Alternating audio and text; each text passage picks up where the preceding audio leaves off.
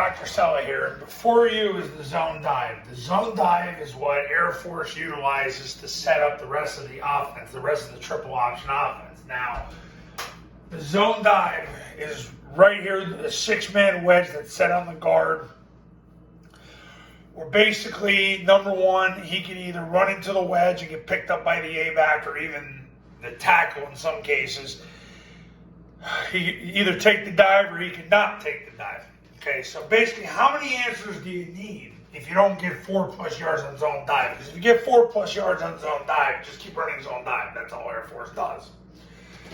So how many answers do you need? Okay, well, here's what you need answer-wise. So obviously, number one is you keep running zone dive.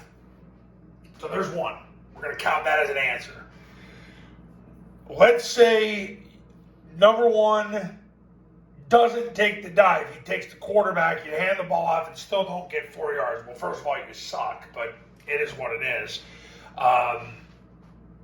You're going to come back and run the trap, because if he's not taking the dive, he's just playing through the C-gap, you trap, you run to the void, and there you go. So now there's two answers. So we're at two. So we've got zone dive. Oh, let me zoom in here. Oh, there we go. We got zone dive. There's one. And we got trap. Now, so we've got that answer. Okay, let's say number one takes the dive and number two takes the pitch, and you didn't get 4 yards in the zone dive.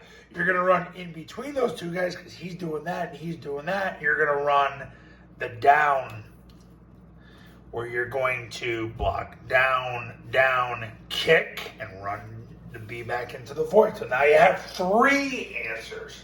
Okay, so what do you do when he takes the dive and he takes the quarterback? Then you run mid-triple. So there's your fourth answer. So we have an answer for if number one takes the quarterback, run the trap. One takes the dive, two takes the pitch, you run the down. One takes the dive, two takes the quarterback, you run mid-triple. So we've got four answers, so you need those, you must have those four answers. Now, you want to have an answer in case they blitz this guy. They blitz the play side backer, A or B gap, or even C gap. That's where the rocket comes in. So now you have a fifth answer. The sixth answer is if a member of the secondary flies up. Safety, you got a corner in a vulnerable position, especially in flex and heavy. But let's say a member of the secondary flies up and you want to throw to the void.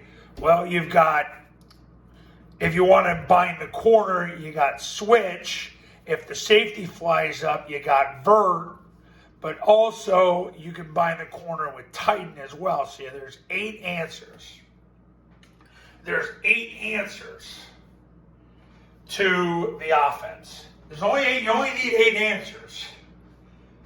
And that's all Air Force uses right now. I mean, do they do other little things? Yeah. But these 5 plays are run over 40 times a game.